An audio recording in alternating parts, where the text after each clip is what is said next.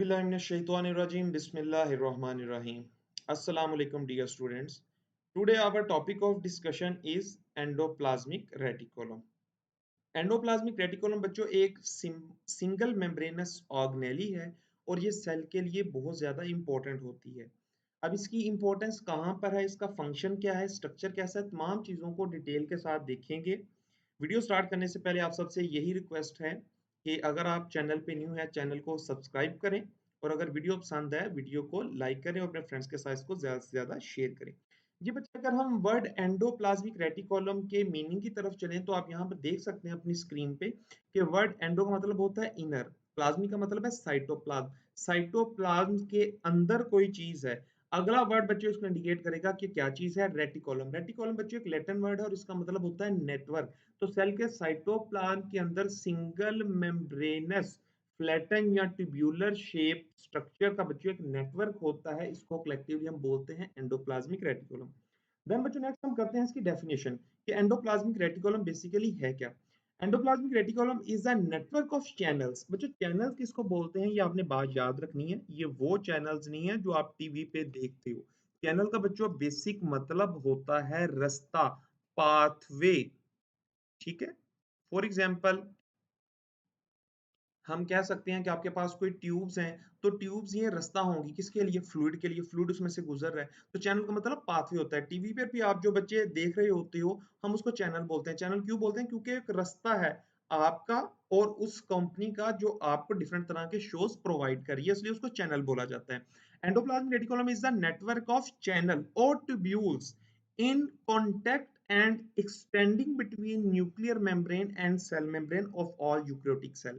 तो तमाम eukaryotic cell के अंदर पाया जाने वाला बच्चों मेम्ब्रेन का ये एक रास्ता है, पाथवे है, चैनल है, जो या तो फ्लैटेंड मेम्ब्रेन पे कंसिस्ट करेगा या ट्यूब्यूल्स पे कंसिस्ट करेगा और ये फैला हुआ होता है न्यूक्लियस से लेके प्लाज्मा मेम्ब्रेन तक। मतलब आप कह सकते हो पूरी साइटोप्लाज्म की डायमेंशन के अंदर ये मौजूद हो सकता है।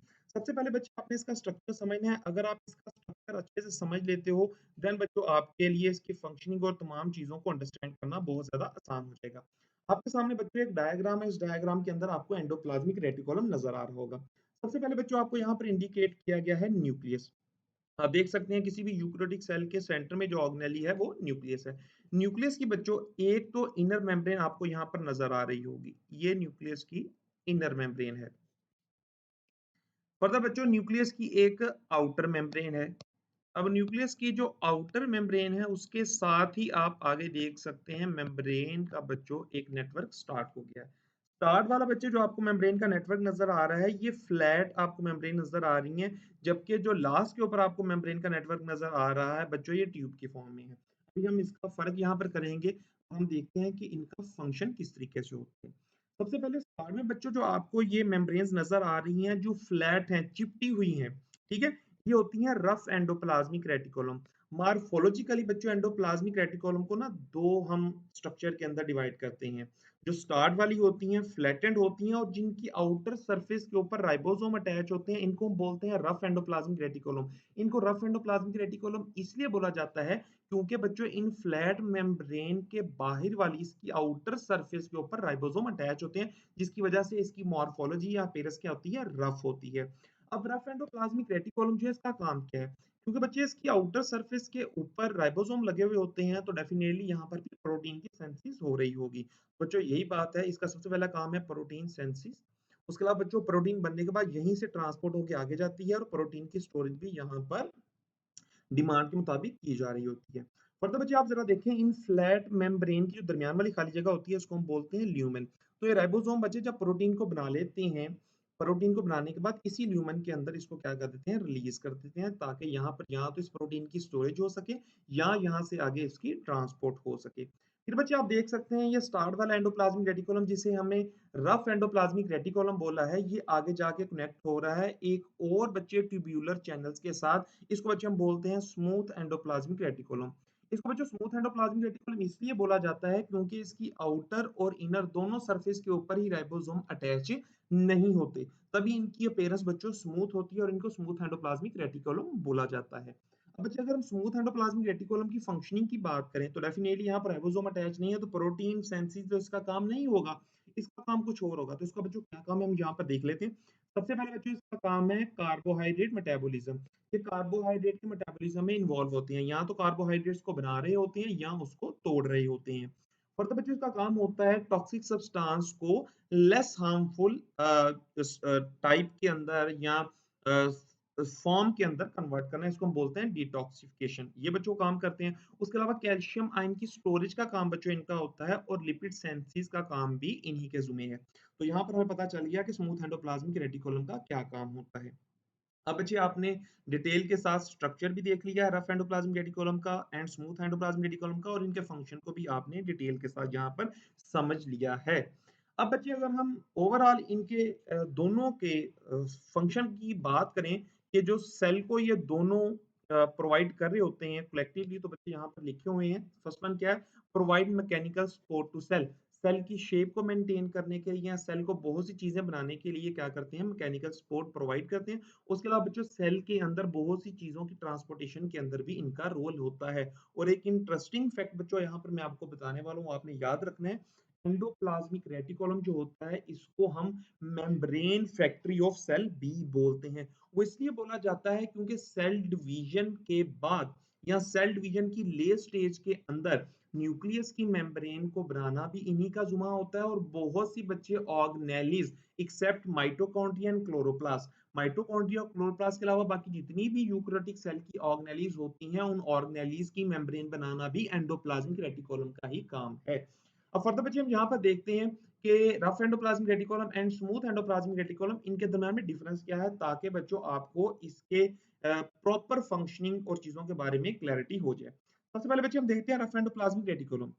रफ एंडोप्लाज्मिक रेटिकुलम जो है बच्चों इसके ऊपर राइबोसोम अटैच होते हैं, जबकि स्मूथ एंडोप्लाज्मिक रेटिकुलम जो है इसके ऊपर राइबोसोम अटैच नहीं होते। ये बच्चे एक वाज़ेह इन दोनों के दरमियान में डिफरेंस है।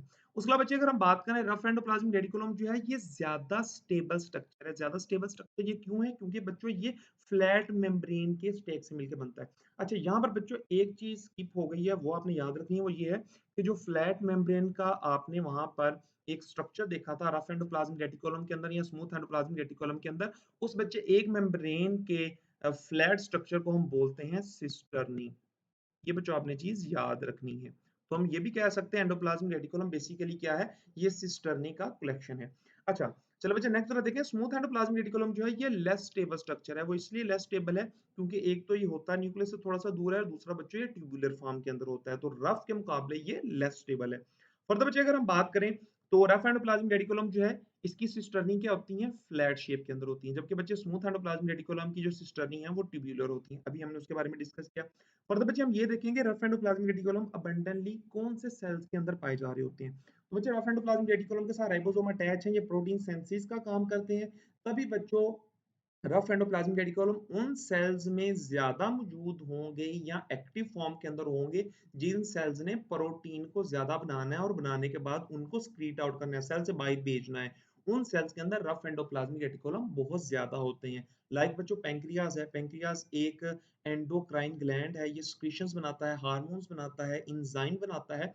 तो हार्मोन और एंजाइम ज्यादातर क्या होते हैं? प्रोटीन नेचर होते हैं। तो उन्होंने बनने के बाद सेल से स्क्रीट आउट होना है। तभी बच्चों जितने भी ग्लैंड्स होते हैं जो सिक्रीशंस कर रहे होते हैं उनके अंदर रफ एंडोप्लाज्मिक रेटिकुलम बड़े अबंडेंटली पाए जाते हैं। तो यहाँ पर हम देखते हैं क्या लिखा हुआ है, abundantly found in protein synthetic cell, for example pancreas, liver, goblet cell वगैरह। तो इनके अंदर बच्चे रफ एंडोप्लाज्मिक रेटिकुलम बड़े एक्टिव होंगे, ये ज्यादा अमाउंट के अंदर पाए जाएंगे। फिर स्मूथ एंडोप्लाज्मिक रेटिकुलम कहाँ पर होंगे? तो डेफिनेटली बच्चों जहां पर इनके वाले से फंक्शनिंग ज्यादा होगी वहां पर ये ज्यादा पाए जा रहे होंगे। Like abundantly found in those cells which form lipid, वो सेल जो बच्चे लिपिड्स को बनाते हैं। अब लिपिड्स को कौन से सेल्स बनाते हैं? लीवर सेल्स जो हैं बच्चे ये बहुत तरह के लिपिड्स को बनाते हैं, कोलेस्ट्रॉल को बनाते हैं, लो डेंसिटी लिपिड बनाते हैं, हाई डेंसिटी लिपिड बनाते हैं। डिफरेंट तरह की लिपिड्स की कन्वर्जन और फॉर्मेशन लिवर सेल्स का काम होता है। इसका मतलब है लिवर सेल्स के अंदर भी ये पाए जा रहे होंगे क्योंकि लिपिड सेंसिस का वहां पर फंक्शन हो रहा है। उसके अलावा बच्चों आपकी स्किन के अंदर सीबेशियस ग्लैंड्स होते हैं जो लिपिड को बना के आपकी स्किन के ऊपर रिलीज करते हैं। आपने ये चीज देखी होगी जब आप रात को सो के उठते हैं तो आपकी स्किन ऑयली सी होती है, आपकी स्किन के ऊपर ऑयल आता है। बेसिकली ऑयल आता क्यों है? क्योंकि आपकी स्किन के अंदर बच्चे जो सेबेशियस ग्लैंड है ये ऑयल को बना के आपकी स्किन पे रिलीज करते हैं ताकि माइक्रो ऑर्गेनिज्म के इन्फेक्शन से आपकी स्किन क्या हो जाए? प्रिवेंट हो जाए, बच जाए। तो सेबेशियस ग्लैंड के सेल्स के अंदर फिर कौन सी ऑर्गेनेली बच्चों जो है वो एक्टिवली पाई जा रही होगी? Definitely smooth endoplasmic reticulum. फिर बच्चे आपकी बॉडी के अंदर बहुत से हार्मोन्स ऐसे होते हैं जो स्टेरॉइड इन नेचर होते हैं। अब स्टेरॉइड क्या है? लिपिड्स हैं। तो डेफिनिटली वो बच्चों ग्लैंड्स जो स्टीरॉयड इन नेचर हार्मोन्स को बनाते हैं उन ग्लैंड्स के सेल के अंदर ही बच्चों क्या होंगे? स्मूथ एंडोप्लाज्मिक रेटिकुलम्स होंगे। मैंने यहाँ पे एग्जांपल दी हुई है गोनेड्स की। गोनेड्स किसको बोलते हैं बच्चों? गोनेड्स ऐसे ग्लैंड्स हैं जो सेक्स से रिलेटेड होते हैं। मेल के अंदर ये टेस्टिस हैं, फीमेल के अंदर ये ओवरीज हैं और टेस्टिस और ओवरी से बच्चों बहुत से steroid in nature hormone release होते हैं। तो डेफिनिटली वहाँ पर जो सेल्स होंगे जो इन स्टीरॉयड इन नेचर हार्मोन्स को बना रहे होंगे उनके अंदर बच्चे स्मूथ एंडोप्लाज्मिक रेटिकुलम ये अबंडेंटली एक्टिवली पाया जा रहा होगा। उसके अलावा बच्चे एडिपोज सेल्स कौन से सेल्स होते हैं? चर्बी वाले सेल। आपकी बॉडी के अंदर ऐसे सेल्स जो फैट को स्टोर करते हैं। डेफिनिटली उन सेल्स के अंदर ही बच्चों स्मूथ एंडोप्लाज्मिक रेटिकुलम बड़ा एक्टिवली पाया जा रहा होगा। तो ये चीजें बच्चों आपने याद रखनी है। लास्ट में आपको एक चीज बच्चों इंटरेस्टिंगली बताऊंगा, पढ़ेंगे आप इसको सेकंड ईयर में, लेकिन आपको ये चीज हेल्प करेगी। वो ये है कि आपके जो मसल सेल्स होते हैं, स्केलेटल मसल सेल, तो मसल सेल के अंदर बच्चों जो स्मूथ एंडोप्लाज्मिक रेटिकुलम है ये पाया जाता है, रफ नहीं पाया जाता। तो मसल सेल का बच्चे जो स्मूथ एंडोप्लाज्मिक रेटिकुलम होता है इसको हम बोलते हैं सार्कोप्लाज्मिक रेटिकुलम। ये बच्चों आपने बात याद रखनी, सेकंड ईयर में आपको हेल्प करेगी। Sarcoplasmic reticulum. उसके अलावा जो बच्चे न्यूरॉन है, जो नर्व सेल है, ये भी आप सेकंड ईयर में इसके बारे में पढ़ेंगे, लेकिन आपको मैट्रिक में इसके बारे में थोड़ी बहुत इंफॉर्मेशन होगी। तो न्यूरॉन जो बच्चे होते हैं इनके अंदर भी एंडोप्लाज्मिक रेटिकुलम पाया जाता है और उनके ऊपर बहुत ज्यादा जो है वो राइबोसोम लगे हुए होते हैं। तो न्यूरॉन के अंदर बच्चों रफ एंडोप्लाज्मिक रेटिकुलम की पैरेलल सिस्टर्नी के ऊपर बहुत ज्यादा राइबोसोम जब लगे हुए होते हैं ना, तो उसको हम बोलते हैं अर्गेस्ट्रोप्लाज्म। अर्गेस्ट्रोप्लाज्म, तो इसका मतलब है एंडोप्लाज्मिक रेटिकुलम के सेल्स के हवाले से भी डिफरेंट नेम हो सकते हैं। इन्हीं अर्गेस्ट्रोप्लाज्म को बच्चे आप नेजल्स ग्रेन्यूल्स भी बोलते हैं। तो उम्मीद करता हूं बच्चों आपको वीडियो पसंद आई होगी, आपके नॉलेज में इजाफा हुआ होगा। अगर बच्चों वीडियो पसंद आई है तो इसको लाइक करें, चैनल पे न्यू है चैनल को सब्सक्राइब करें और अपने फ्रेंड्स के साथ इसको शेयर करें ताकि इस तरह की मजीद इंफॉर्मेटिव वीडियो आपको मिलती जाए। अगली वीडियो के आने तक बच्चों आपने वेट करना है, तब तक के लिए अल्लाह हाफिज।